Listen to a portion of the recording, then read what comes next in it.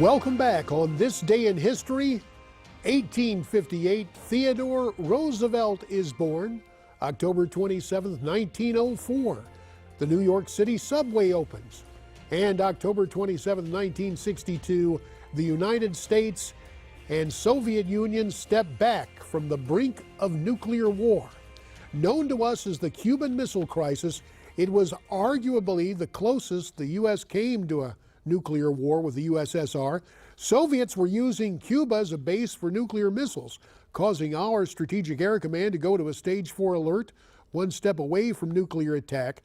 But on this day, after 2 weeks of crisis and complicated tension-filled negotiations, the two nations were close to putting an end to the dispute. It was during this troubled time, when the Castros seized power, that many Cubans were desperate to leave the communist regime and flee to Florida. Most of these Cubans settled in Miami and formed a neighborhood now known as Little Havana, and it is the subject of today's American Place.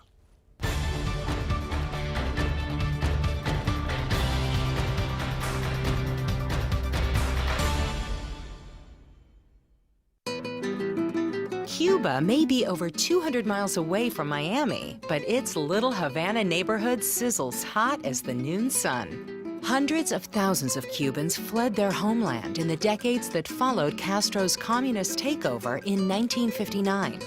Now it is the best-known neighborhood for free Cubans in the world. Miami's Southwest 8th Street has become Calle Ocho, the lively center of a Latin world filled with cafes and bodegas pumping salsa music into the air, and the occasional rooster call. The hub is the famed Café Versailles, the place for authentic Cuban food and Café Cubano, where locals gab and dine easily with stars, political leaders, and even presidents. Close by is the Cuban Memorial Plaza, commemorating the 68 exiles who died during the failed Bay of Pigs invasion in 1961. On a lighter note, a Walk of Fame commemorates local artists and Latin personalities, including Celia Cruz, Willie Chirino, and Queen of Latin Rhythm, Gloria Estefan. When 6-year-old Cuban refugee Elian Gonzalez was found floating off of the Florida coast in 1999, he lived here with relatives. And when the U.S. government forcibly sent the boy back to Cuba, Little Havana went into an uproar, with many saying it cost Al Gore the 2000 presidential election. One thing is certain, there is no other place like Little Havana, except perhaps Havana itself. I'm Lucy Celia, and this is An American Place on Newsmax TV. Joined now by Miranda Kahn. We were just reflecting back during the Florida primaries in March. Newsmax TV down at Cafe Versailles. Great food. Little Havana. Yeah. That was good times. It was, and well, we moved from good times to challenging times, and we've talked about it before, and I try to point out, as a guy who's run for office and been around, public opinion polls are just snapshots in time. But of course, the alphabet networks, their cable cousins, if Hillary gets ahead, boom, the election's over, it's done. You're here to say, not so fast. Yeah, some of those polls that, we've been saying for weeks were leaning left. Well, now, guess what?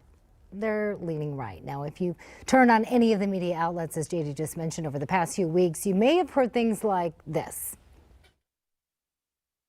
Many in the media are already calling this election over. So one of the reasons Clinton has such an advantage here is that she's pulling, the numbers indicate that she's pulling not only from her own base of Democrats, minority voters, women, younger voters, but also getting some people to cross party lines. Clinton's going to win a very similar victory to Obama 2008. And I want to thank all the Republicans and the independents who are here today, who are part of making our country better for everyone. But now those same media outlets are having to sing to a different tune, a Trump one, after new polls show Trump is now gaining ground in key battleground states that once leaned Democratic. We'll show you which states those are and how the mainstream media is responding to those polls now. So you will name states and you will show instances Yes. where the alphabet networks, their cable cousins, if not egg on their face, then perhaps temporize their remarks somewhat? Yeah, they're kind of having to pedal backwards a little bit. So yeah, we'll show that tonight. So I guess Media Eats Crow. Check it out tonight at 8 on Newsmax. Something like that. Something like that. Some title like that. The part that is right, 8 p.m. Eastern, Newsmax Prime. Right. Miranda Kahn will be here. Now, before we part company, and thanks, Miranda. Before we part company, Donald Trump, with a couple of stops yesterday in North Carolina. We heard him earlier in the program in Charlotte, but he also made a stop, as we say in the Tar Heel State, down east in Kinston. So let's take a look at what the Donald had to say in Kinston, North Carolina. Today I was in Washington, D.C., where I just finished building. This is before I started running for president, okay? Just so you understand. But I have a probably the best piece of land in Washington, one of the great pieces of land, the old post office. When you have good children, good or bad, you want to support your children. My children worked very hard on that project. I wanted to be with them to cut the ribbon. So I thought I'd take an hour or two and run in and cut the ribbon with them at the building. To show you how low she is, she comes out and says, Donald Trump took time off from the campaign to open a hotel. And I'm very proud of it. It's a great building. We built it into a hotel. It's on Pennsylvania Avenue, right between the Capitol building and the White House. So I went in and I said, you know what, I'm going to do it. And we built it under budget, ahead of schedule. And that was the name of the news conference, under budget and ahead of schedule. And we built a great hotel. And I wanted to be with my kids to salute them and to congratulate them on doing a great job. So it's this incredible building. And we had the opening of Trump International Hotel. Now, I've been campaigning, and you've seen that. In fact, even the press is amazed. They are exhausted. Now, she'll do one stop. I'm telling you, she wants to sleep all the time. This is not what we need. She's a very low-energy person. I saw it in the last debate. I think she did very poorly in the last debate. And then she was so exhausted, she barely made it to the car. Don't go home. She's home all the time. She takes many days off. And then she said that. Then she said, I used illegal immigrants to build the building. Except I didn't use one for two reasons. Number one, I didn't want to. And number two, I'm running for president. Why would I do that? But I have the E-Verify system. I didn't hire one illegal immigrant to build Trump International Hotel on Pennsylvania Avenue. And then I see her, and then I see crooked Hillary saying he used illegal immigrants. They will say anything, folks. Donald Trump on the campaign trail refuting Mrs. Clinton and some of the reporting during this election campaign. Hey, a minute and a half remains. Let's go to the phones at 1-877-Newsmax. The last word today from Buffalo, New York. It belongs to Felix. Hi, Felix. Hi, how you doing? Okay, thanks. Final word to you, Felix. What's on your mind? Well, I got a couple things.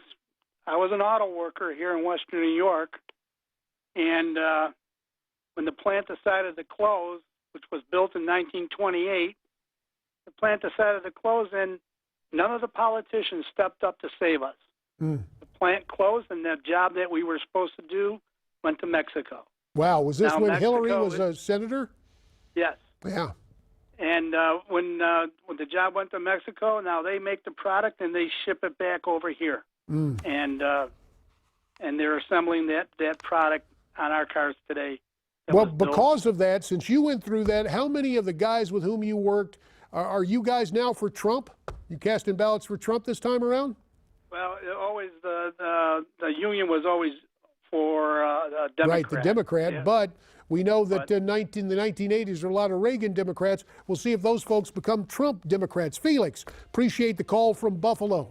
Coming up tonight, 8 Eastern on Newsmax Prime, Andrew Young, Margaret Howell, and Michael Patrick Flanagan, and our trio of talk show hosts from radio, Curtis Sliwa, Joe Pags, and Howie Carr. See you tonight at 8 and tomorrow afternoon at 1 Eastern. Till then, thanks for watching.